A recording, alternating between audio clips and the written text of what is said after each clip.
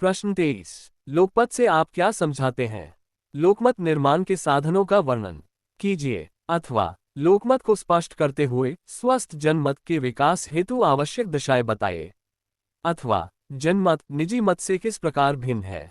लोकतंत्र में जनमत निर्माण में प्रमुख सहायक तत्व क्या है? उत्तर सभी सरकारें चाहे वे कितनी ही दूषित या सर्वोत्कृष्ट क्यों न हो अपनी शक्ति के लिए लोकमत पर ही टिकी है।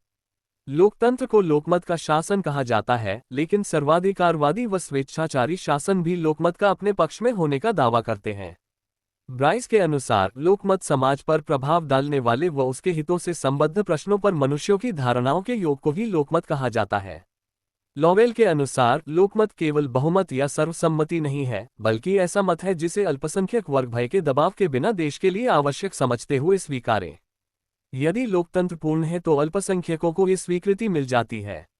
बेनी प्रसाद के अनुसार वही मत लोकमत है जो लोक कल्याण की भावना से प्रेरित होता है। कोरी व इब्राहम के अनुसार लोक समूह का प्रतीक तथा मत समस्या विशेष पर लोगों की अभिव्यक्ति है।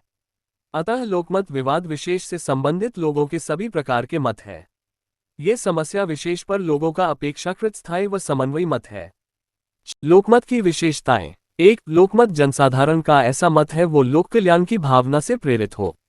2. इसकी अभिव्यक्ति आवश्यक रूप से समाज का हित है। ये कुछ का हित अन्य का अहित नहीं है।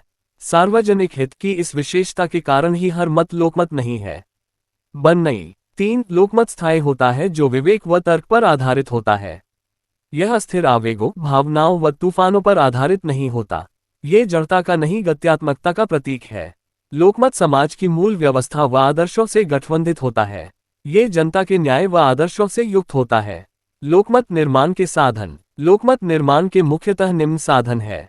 1. परिवार व प्राथमिक समूह। परिवार व प्राथमिक समूह जनमत निर्माण के सशक्त आधारभूत संगठन है। परिवार द्वारा संस्कारों से व विद्यालय, मित्रमंडली, अनौपचारिक संगठनों द्वारा राजनीतिक सहभागिता व समाजीकरण का मार्ग प्रशस्त किया जाता है। 2. समाचार पत्र व प्रेस जनमत को प्रभावित करने की दृष्टि से ये सबसे शक्तिशाली साधन माना जाता है।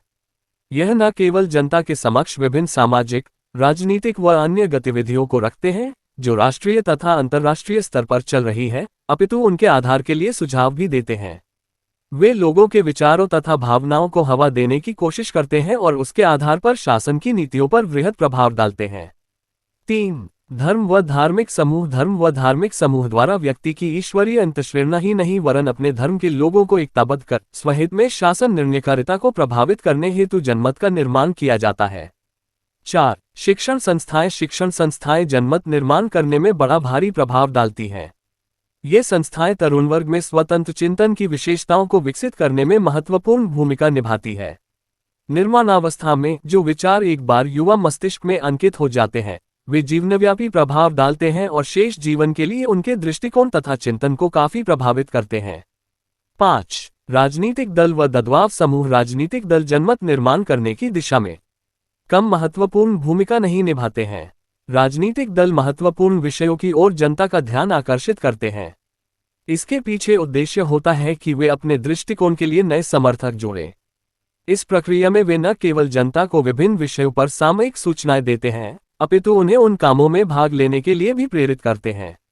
ब्राइस के अनुसार लोकमत को प्रशिक्षित करने, उसके निर्माण एवं अभिव्यक्ति में राजनीतिक दल के द्वारा अत्यधिक महत्वपूर्ण कार्य किया जा सकता है। 6. संचार के साधन। ये जनमत का निर्माण करने में सशक्त माध्यम है। रेडियो और टेलीविजन न केवल लोगों को विभिन्न महत्वपूर्ण घटनाओं के संबंध में सूचना देते रहे हैं, अपितु समय समय पर विशेषज्ञों की सामयिक विषयों पर वार्ता आयोजित करते हैं। ये वार्ताएं दर्शकों तथा श्रोताओं को समयानुसार जानकारी देती हैं।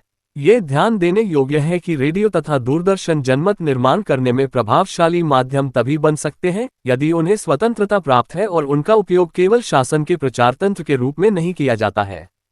एक नियंत्रित रेडियो और मर्यादित दूरदर्शन स्वस्थ लोकमत निर्माण करने के प्रभावशाली माध्यम तभी बन सकते हैं यदि उन्हें स्वतंत्रता प्राप्त है और उनका उपयोग केवल शासन के प्रचार तंत्र के रूप में नहीं किया जाता है। एक नियंत्रित रेडियो और दूरदर्शन स्वस्थ जनमत के लिए हानिकारक है और लोगों में दासता की मनोवृत्ति का निर्माण करता है। 7. व्यवस्थापिका सभाएं। व्यवस्थापिका सभाओं में विविध राजनीतिक दलों और वर्गों के प्रतिनिधि आते हैं। जिस समय कोई विधेयक प्रस्तुत होता है, व्यवस्थापिका सभाओं में की जाने वाली प्रशासकीय नीति की आलोचना प्रत्यालोचना से भी जनमत निर्माण में बहुत सहायता मिलती है। स्वस्थ लोकमत के लिए आवश्यक शर्तें निम्नलिखित हैं। आय, लोगों की सार्वजनिक मामलों में रुचि हो। ई, जन शिक्षा। ई, लोगों के समक्ष सही तथ्य व आंकड़े। ई, विचार अभिव्यक्ति की स्वतंत्रता। वी, सुसंगठित राजनीतिक दल। वी, हितों की समानता। और वी, निष्पक्ष प्रेम। निष्कर्षतः आशीर्वादम के इस कथन में कोई अतिशयोक्ति नहीं है कि जागरूक व सचेत जनमत स्वस्थ प्रजातंत्र की प्रथम आवश्यकता है। किसी भी व्यवस्था में लोगों की आवाज ईश्वर की आवाज के समरूप है। जागरूक, सतत, मर्यादित, कर्मठ शासन व्यवस्था निष्पक्ष व स्वतंत्र लोकमत पर निर्भर करता है।